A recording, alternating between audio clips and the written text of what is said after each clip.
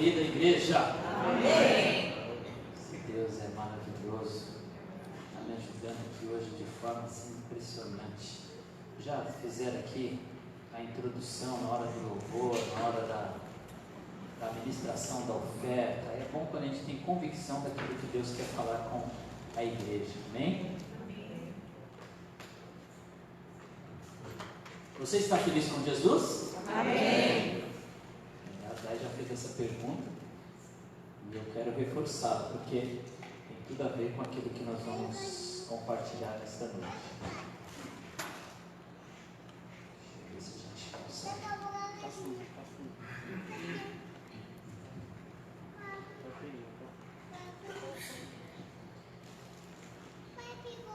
É muito bom sentir a presença do Senhor, não é bom? Não é bom sentir emoções? Afinal, Deus nos deu uma alma para sentirmos emoções, então é maravilhoso sentir emoções, não é? Às vezes nós vamos a uma reunião como essa, e onde a graça de Deus ela é derramada sobre nós, e nós sentimos a sua presença. E sentir a presença de Deus é algo maravilhoso. Só que nós precisamos também compreender a palavra do Senhor. E compreender a palavra do Senhor é mais importante do que sentir a presença do Senhor. Estar sensível e saber que Deus está aqui e você realmente senti-lo é maravilhoso. Mas a palavra diz que Ele está aqui, se você está sentindo ou não, Deus está presente. Porque a palavra nos dá convicções da presença de Deus, a sua presença manifesta. Deus está conosco o tempo inteiro através do seu Espírito que está atuando em nós, morando em nós, então Ele não se afasta de nós.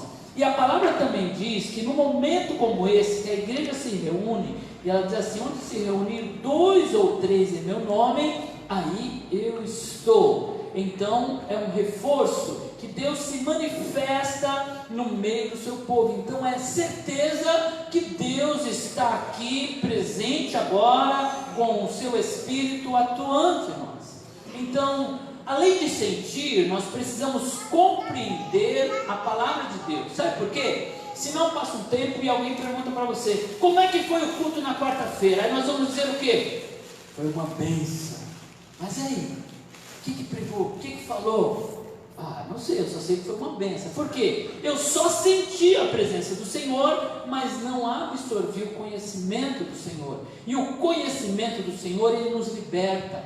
A palavra diz que conhecereis a verdade nos libertará. A verdade, ela quebra grilhões, ela nos coloca em liberdade, ela nos faz realmente desfrutar do reino. Por isso eu quero convidá-lo agora a prestar bastante atenção, a domar aí o seu coração, as emoções, pedir graça a Deus e que Ele me dê graça também.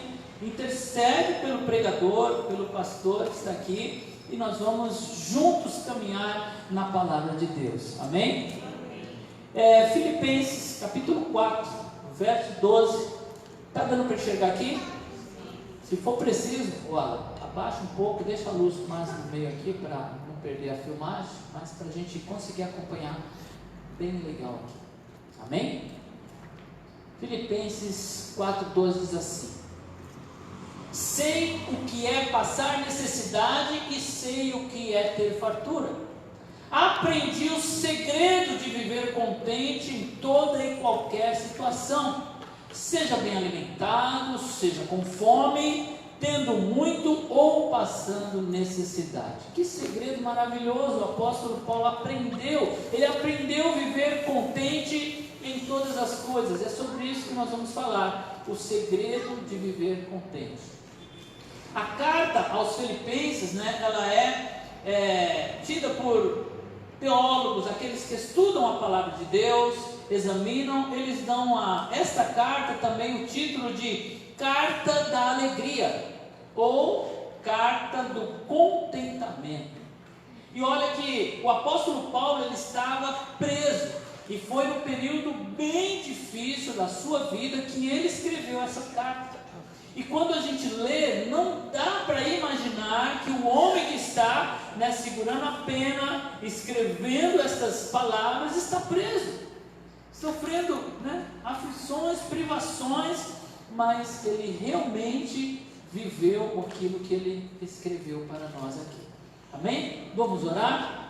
Querido Deus, nós te pedimos, ó Pai, a sua graça, que o Senhor venha nos abençoar nesta noite, dando-nos, ó Pai, concentração, entendimento, levando, Senhor, todo o ruído, tudo aquilo que quer nos atrapalhar. Ó Deus, se alguém aqui está com o seu coração aflito, angustiado por alguma coisa, e esta angústia, Senhor, está roubando a atenção do seu filho, ou está ansioso com alguma preocupação, em nome do Senhor Jesus, que o Senhor traga paz a este coração. Ó Deus, o Senhor venha com a tua palavra, ó Deus, trazer paz, trazer direcionamento, trazer libertação e cura, em nome do Senhor Jesus. Amém.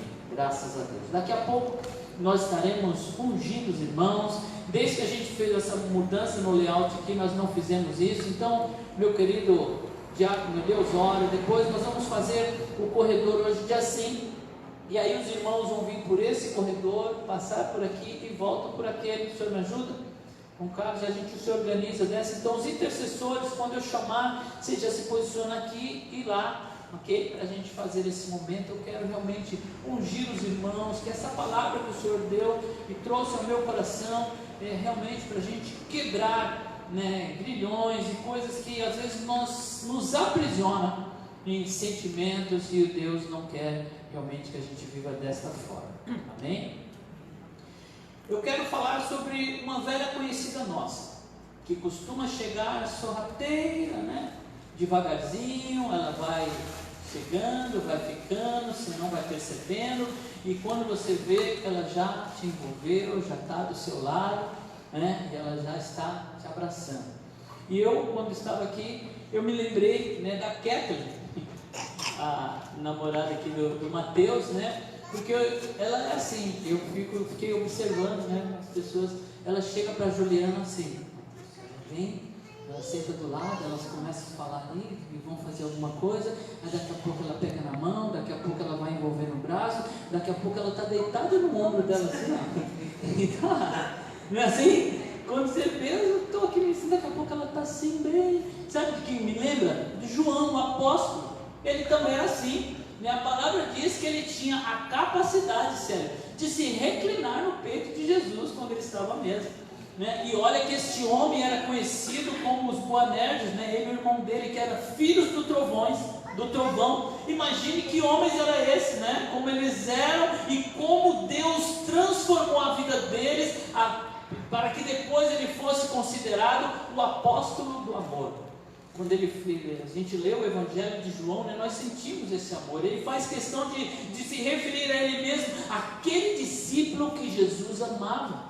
Ele foi tão impactado pelo amor de Cristo, né, que ele realmente se sentiu amado, e ele não tinha vergonha de dizer aquele que Jesus amava. Não que Jesus amasse os outros, mas ele fazia questão de dizer: eu fui amado por Jesus de forma tão impressionante que a minha vida mudou. Então era esse apóstolo, né, que na hora que Jesus ele vinha assim, igual vinha, daqui a pouco ele estava lá, encostadinho, né, em Jesus. E às vezes essa amiga nossa, ela chega desse jeito, sorrateira, devagarzinho, quando você vê, ela já está lá no seu ombro, né? E às vezes ela se torna parte da família. Para alguns, né, ela se torna parte da família. Você vai, sai, passeia, mas quando você volta, está lá em casa te esperando. Quando você pensa que não, como é que você entrou aqui? Já estava lá. Você abriu a porta, entrou, ela estava lá te esperando. Em alguns casos, ela acompanha a pessoa para onde ela vai. Ela entra no ônibus junto, ela vai, né, para a escola, vai para o trabalho, vai para as festas, vai até para a igreja. Vai junto, está lá com ela, anda, ela não consegue se separar. Essa velha amiga está lá junto em qualquer lugar que a pessoa vá. Existem alguns casos que ela realmente se apresenta como uma epidemia. Ela chega, ela toma conta daquela pessoa, ela toma conta daquela casa. Às vezes ela toma conta de uma cidade inteira e até de uma nação. ela tem essa capacidade de se espalhar, e se a gente não tomar cuidado, quando você vê, ela já está em todos os lugares. Quem é essa amiga? Eu apresento a vocês: a tristeza. A tristeza se tornou companheira de muitos. Estão lá, quando ela se vai, sente até falta. Algumas pessoas se acostumaram a sentir tristeza, a ficar triste. Quando ela não está triste, parece que alguma coisa está errada, porque ela veio sorrateiramente, foi ficando, e aí ela vai querer ficar. Se você deixar, ela não vai embora. Eu já me acostumei com ela. Ela ficou, se tornou parte da família, já está no meio dos amigos, e aí ela vai ficando. Mas deixe ela partir. O convite desta noite é para deixá-la partir. O Salmo 30 diz assim, que ela pode até vir e passar uma noite. A gente até pode receber ela para uma noite, mas de manhã já foi embora. De preferência antes do café. Para quem sentar com você no café seja a alegria e não a tristeza. Eu quero falar sobre o contentamento, mas antes eu quero falar sobre o descontentamento. O descontentamento, ele está presente desde os primórdios da humanidade. Lá da nossa mamãe Eva, o descontentamento já visitou. Olha, esse texto diz assim, no último capítulo da Epístola aos Hebreus, o autor faz uma significativa advertência aos leitores. Contentai-vos com as coisas que tendes. A inclinação humana para o descontentamento justifica o autor ter escrito isso. Há um inerente descontentamento no coração do homem.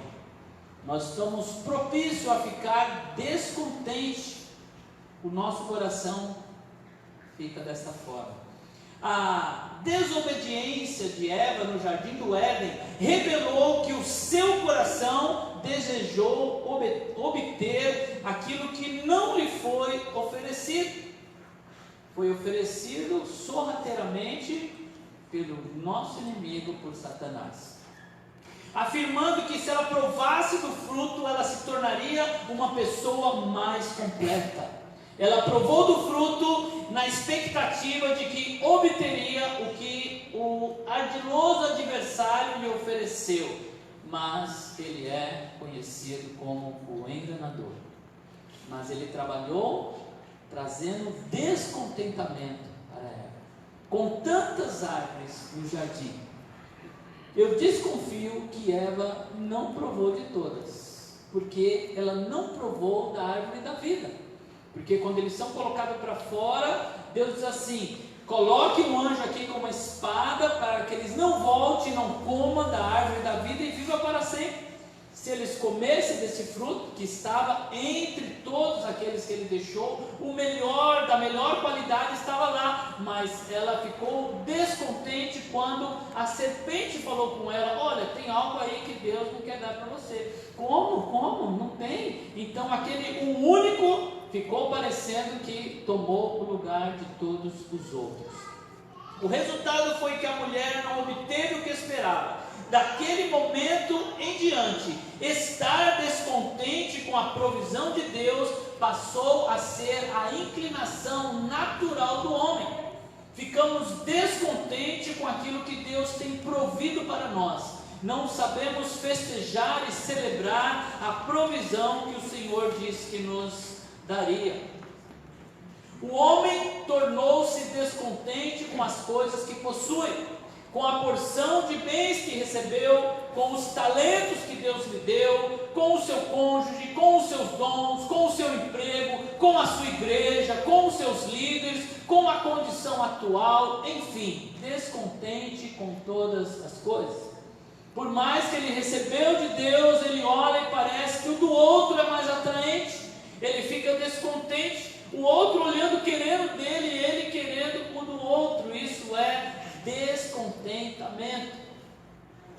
Porém, a palavra, ela nos desafia, né? Todo ser humano anseia por isso, por viver tranquilo e em paz. Para tanto, é preciso uma experiência que venha nos dar tal condição.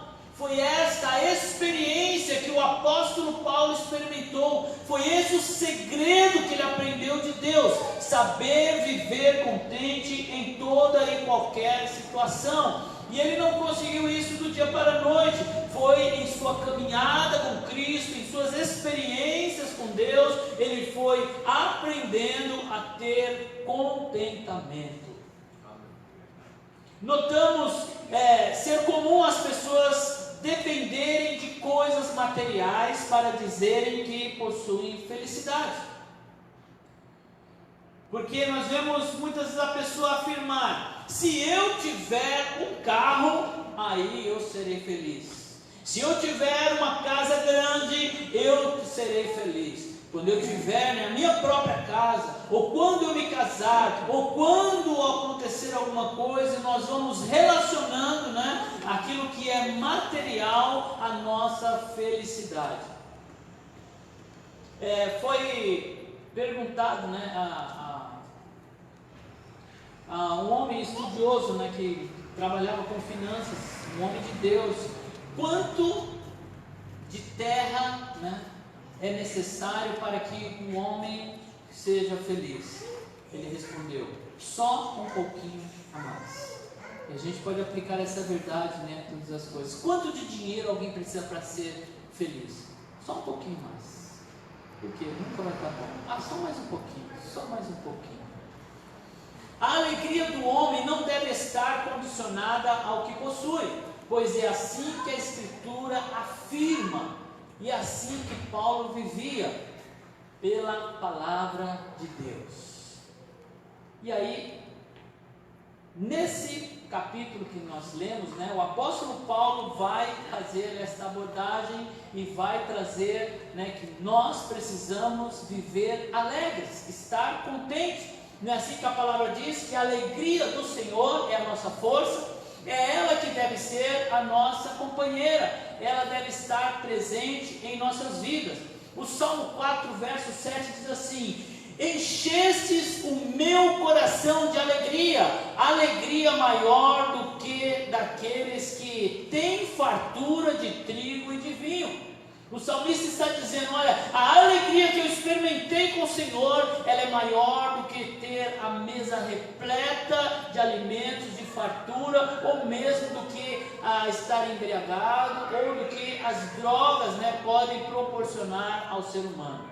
No Salmo 5, verso 11, ele diz assim: alegrem-se, porém, todos os que refugiam em ti, cantem sempre de alegria, estende sobre eles a tua proteção, em ti exultem os que amam o teu nome. Então há uma alegria que enche o coração daqueles que colocam no Senhor a sua esperança. O cristão de verdade deve procurar motivos para se alegrar em todo o tempo, pois a alegria é fruto do Espírito Santo, é um dos frutos do Espírito Santo, né? Deve ser parte integrante da vida e estimulá-lo a prosseguir, mesmo quando tudo parece contrário. Quando estiver só, a alegria proverá forças para avançar e prosseguir. E buscar alegria, né? Alguns olham para o passado para ter essa alegria nos momentos difíceis. Puxa, eu estou passando uma dificuldade, o momento que eu estou passando é de tristeza, e aonde eu vou buscar alegria? Em um outro momento. E aí às vezes nós temos que olhar para trás para encontrar esse momento. Como dizia, né, Jeremias lá em Lamentações 3:21, quero trazer à memória o que pode me dar esperança. Naquele momento difícil que o profeta viveu, ele se lembrava do que Deus tinha feito, do que Deus tinha proporcionado a ele ou mesmo à sua nação, porque alguns nasceram em períodos difíceis, de tristeza, e naqueles nunca viram um período de alegria. E como é que eles faziam? Eles ouviam a história dos seus pais que contavam Deus, Ele operou em nosso meio, Ele fez isso. Então eu volto para a palavra, para o exemplo, aquilo que Deus fez, e aí eu encho de alegria o meu coração, pela fé, que tudo aquilo que eu ouvi, tudo aquilo que a palavra nos diz, ela realmente proporciona essa alegria. E outros precisam olhar para o futuro, olhar para frente. É assim que Paulo fazia.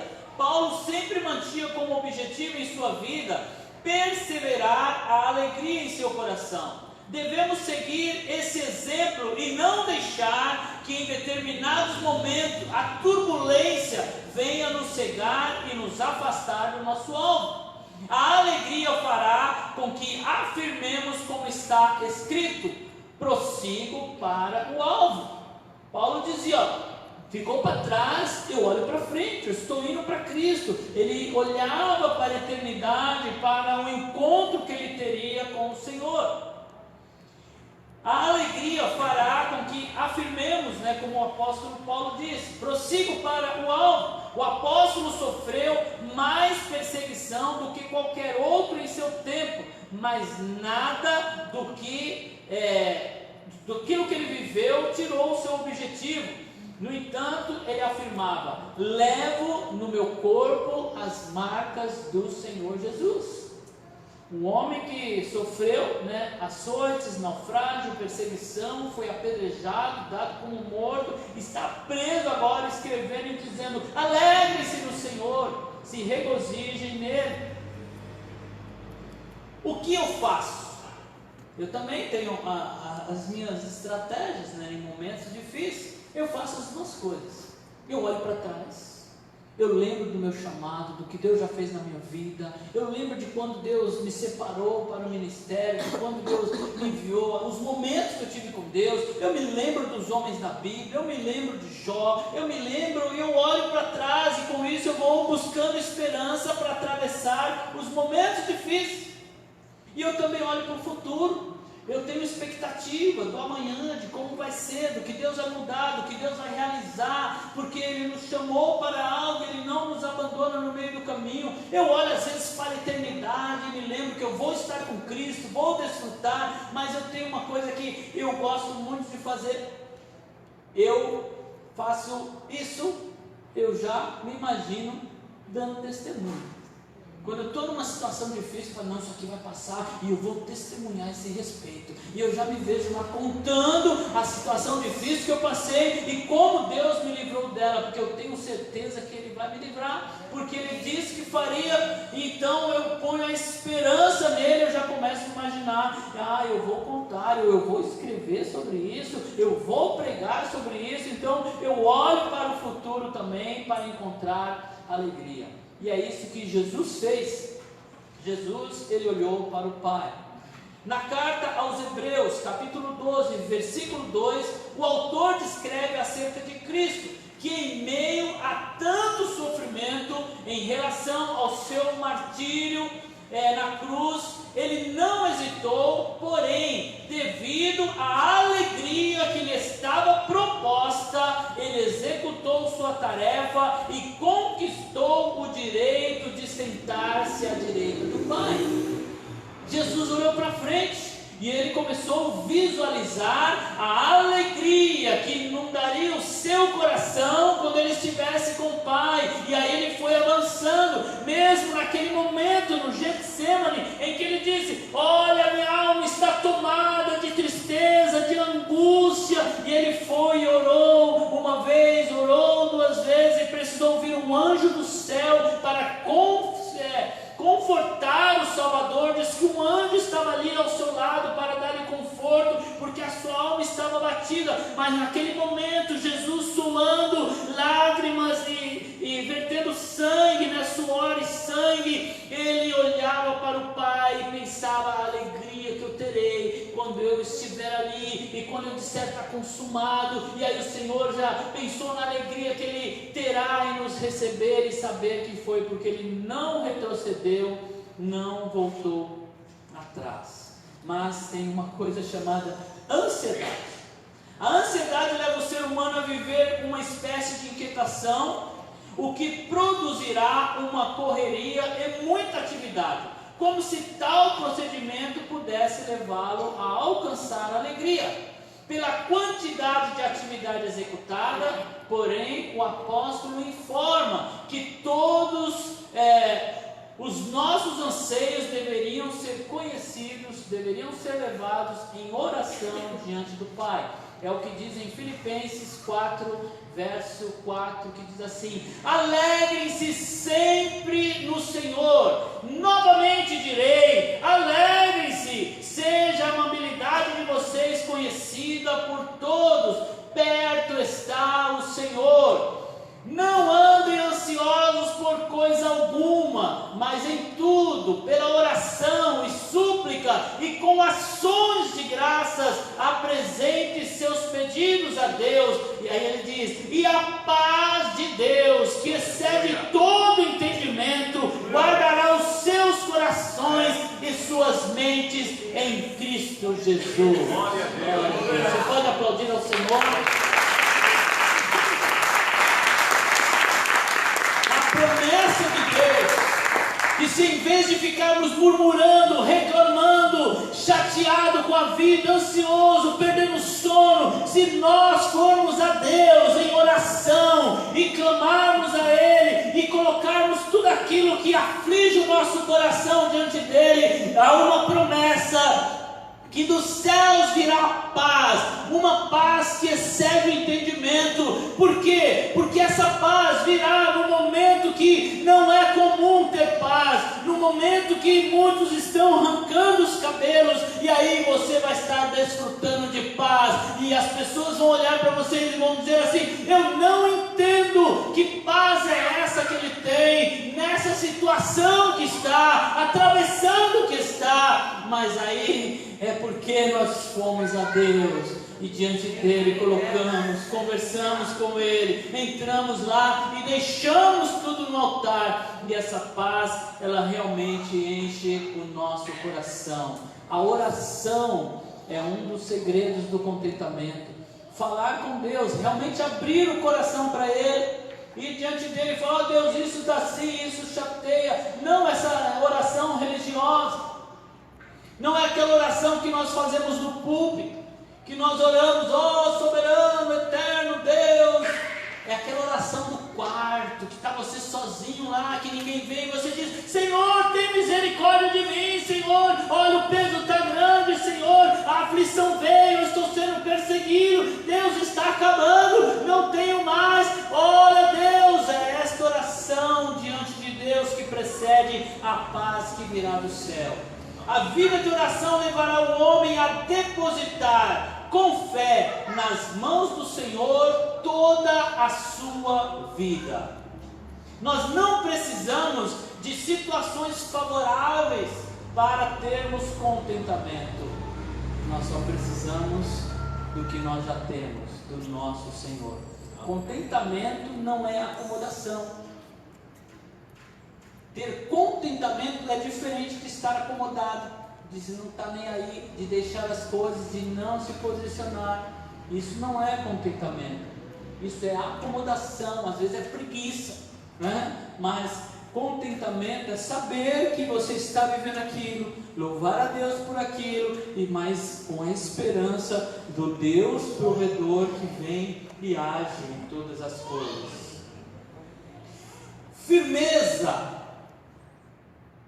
O apóstolo fala da firmeza, né? Apesar de passarmos por alguns dias maus, como nos diz lá em Efésios 6,13, né? Que virão os dias maus, e precisarmos combater alguns poderes espirituais, que às vezes nós temos que nos posicionar, porque as trevas se levantam e o inimigo vem com suas lutas, mas a Bíblia diz que nós resistiremos ao diabo e ele fugirá de nós. Então às vezes nós temos que realmente nos posicionar, mas Paulo afirma que é preciso cada dia ficarmos mais fortes no poder de Cristo, sermos perseverantes, e a perseverança nos levará a ter esperança. Eu gosto de ver a esperança como um brotinho, porque é um brotinho que nasce Você ainda não viu o fruto, mas quando sai o brotinho você já sabe, não, aqui vai, né, produzir algo, já deu as caras. É como aquela pomba, né, que veio trazendo lá o raminho de oliveira. A Escritura em Romanos 12:12 revela que devemos nos alegrar na esperança. Fácil de gravar. Romanos 12:12 diz que devemos nos alegrar na esperança. Não foi isso que Cristo fez? Na esperança da alegria vindoura, Ele conseguiu romper. E isso nos dá a entender que a alegria é o estímulo necessário para o cristão enfrentar toda e qualquer situação. Filipenses 4:13 vai dizer isso também. E eu quero ler com vocês, já estamos no final, Romanos 5, o verso do 1 ao 5, que diz assim: tendo sido, pois, justificado pela fé, temos paz com Deus, por nosso Senhor Jesus Cristo, por meio de quem obtivemos acesso pela fé a esta graça, na qual agora estamos firmes e nos gloriamos na esperança da glória de Deus. Então a esperança nos leva a gloriar.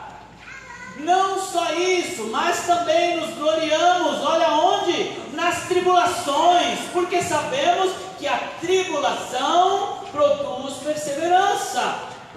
Tribulação, se você está passando por ela, ela está produzindo em você a perseverança. Às vezes nós não queremos que nossos filhos sofram, e a gente olha e fala assim: puxa, meu filho não vai passar por isso. E às vezes nós vamos lá e queremos ajudá-lo de passar, mas aí sabe o que acontece? Nossos filhos não têm perseverança, porque é a tribulação na vida deles que vai gerar essa perseverança, como diz a palavra. E a perseverança vai gerar um caráter aprovado. Eu preciso passar por isso para que o meu caráter seja fortalecido em Deus e eu possa ficar firme diante dele. E o caráter aprovado, aí eu terei esperança. E o que a esperança faz? A esperança não decepciona, porque Deus derramou o seu amor em nossos corações por meio do Espírito Santo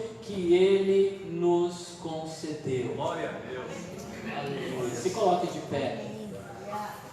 Propositadamente eu não li o verso 13 no início, eu li Filipenses 4:12, porque o verso 13 ele é muito conhecido e às vezes nós citamos ele sem saber o seu profundo significado. O que diz lá em Filipenses 4:13?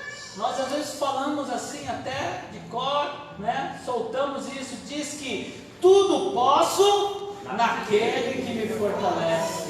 Então, se você está pensando, puxa, eu não vou conseguir viver esse contentamento, isso é para o outro, para mim não é. A Bíblia diz que tudo posso naquele que me fortalece. E hoje é dia de pegar a tristeza e falar assim: abaixa aí, tristeza, vira ali para a porta e mandar ela embora. Chega, muito tempo. Nós vamos nos acostumando, mas a palavra nos desafia a nos tornarmos alegres. E é através da oração, da busca de termos esse contentamento em Deus. Amém? Graças a Deus.